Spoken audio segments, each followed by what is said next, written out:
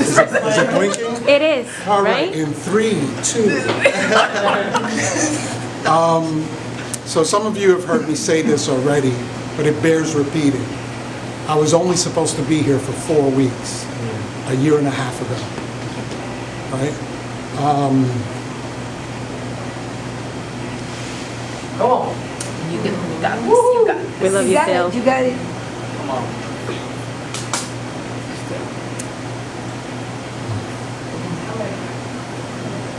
I'm doing the best I can to stay open to whatever God wants me to do.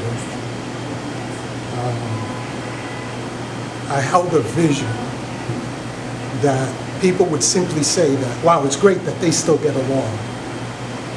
And I had, like what Talon talked about today, I had no evidence of it. I had no evidence that there would be a possibility that we could be friends again, right? But I had to hold that. 17 years later, you guys see what we have, but you don't know the 17 years in between, right? We can only share them in bits and bytes, right? God also gave me a vision 7 years ago about how to do this men's ministry that I've been a part of for 18 years, but it never felt like it was the right place. I never had the Peter, James, and John community or partnership or synergy until I came to Heartway. After one conversation of forgiveness with my ex-wife, one conversation opened up this pathway, and one Sunday turned into 2 Sundays, turned into 6 Sundays, and we had a conversation because it was like that vision from 7 years ago was finally coming out of the ground. And some of you have heard me say before, there isn't a seed on earth that looks like the fruit it produces, right? Bamboo takes 7 years, 5 to 7 years before it comes out of the ground, but you still gotta water it, right? And if somebody comes over your house in year 3 and they're like, hey, what are you growing back there? It just looks like a puddle of water. If you tell them bamboo, they're gonna think you're crazy, right? So I'm so full. I'm so full. I'm so like incredibly, what's the word, confirmed and affirmed in my faith because of Heartway. I'm so grateful that you took a leap of faith and continued to ask questions. Not make statements, but ask questions of your own beliefs, because you set it up for everybody to keep doing the same thing. I'm so grateful that you've heard me say this before, but you found a way to keep vanity off the pulpit. All of the musicians and praise and worship team, they keep vanity off the pulpit, right? Everybody here, like nobody wants to take credit. We're all a part of something much greater than ourselves, right?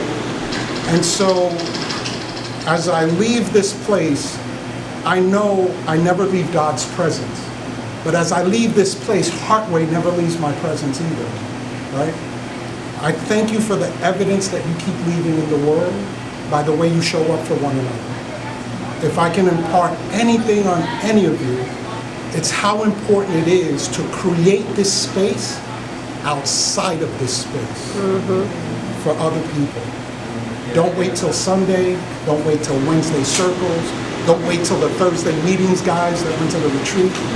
Don't wait. Actually look for the opportunity to say, I'm sorry. I apologize. Yeah. There's a lot of broken relationships out there. You don't have to wait 17 years to mend them. And see what unfolds from doing so. Because if Millie would have invited me to any church prior to that moment, I had no evidence, at least from my perspective, to want to go. My judgments blurred my vision, right? So after having the conversation, after opening up the pathway of conversations with the kids, after that, she invited me anywhere. It could have been a movie. It could have been like, yeah, sure. but she invited me to Heartway. That says something about what you were able to do in that home, right? Come on. And what the community was able to do. Because it's not about just the one person in front of the room. It's about the energy of love that's present. Yeah, come on. So my spirit is full. I'm so grateful. When I go back to New York, you come with, and I will be back as soon as possible. So thank you.